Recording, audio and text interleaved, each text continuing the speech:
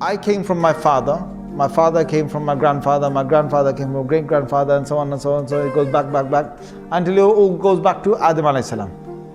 So then then Allah created Adam alayhi salam. So if you say, okay, what was before that? You say, well, the jinns were there. What was before that? Allah created the malaika before that. Then you say, okay, what was before the malaika? Then you say, okay, it's Allah Azza wa Jal. It's Allah Azza wa Jal. There will be a question that the shaitan will put forth. He will say, هَذَا خَلْقُ اللَّهِ فَمَنْ خَلَقَ اللَّهِ. This is the creation of Allah, so who has created Allah? Na'udhu billah.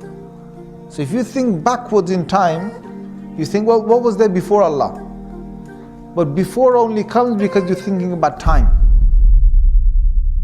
يا أيها الناس اذكروا نعمة الله عليكم هل من خالق غير الله يرزقكم من السماء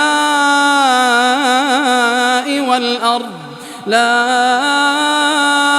إله إلا هو فأنى تؤفكون. So before Allah Azza wa Jal, there is no before. That question doesn't even exist. There is no such thing before Allah. Allah was there, finished. And that's what we need to say. We can't use the human brain to understand this. Just like if I tell you to lift 10 kilos, if I tell you to lift 10 kilos right now, you can lift 10 kilos.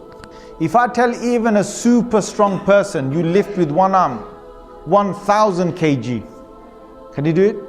No. If I tell him to do 10,000 kg, can you do it? No. So there's a limit to this, the limit to the muscles. If I say with the eye, how far can I see?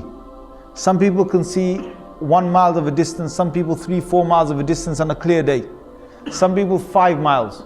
But if I tell him to see with this eye, a human eye, without any binoculars, without any telescope, without anything, to look and to see as far as 100 miles or 200 miles. Can the human eye do that? No. So the human eye is limited. The human muscles are limited. The ears.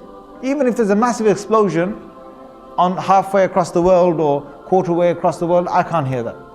The human ear can't pick that up. So we're limited.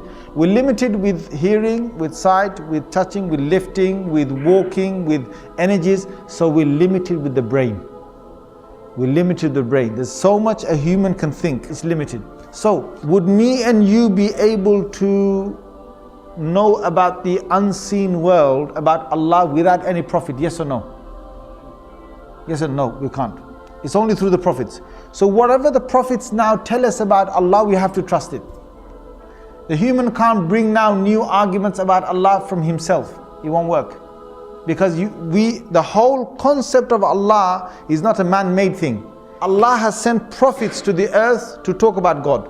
So if a question is now said about Allah Azza wa Jal, about who He is, what He was and so on, no human being can ever come and talk about God without a dalil and without a prophet evidence. You have to go through a prophet. So when philosophers, when scientists, when your normal ordinary human beings, they talk about God and that God must be this, God must be that, we do not accept the authority of anybody.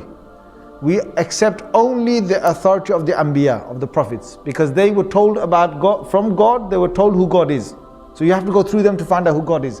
Anyone else you will take, even if your own brain, you try and understand Allah, then you will fail.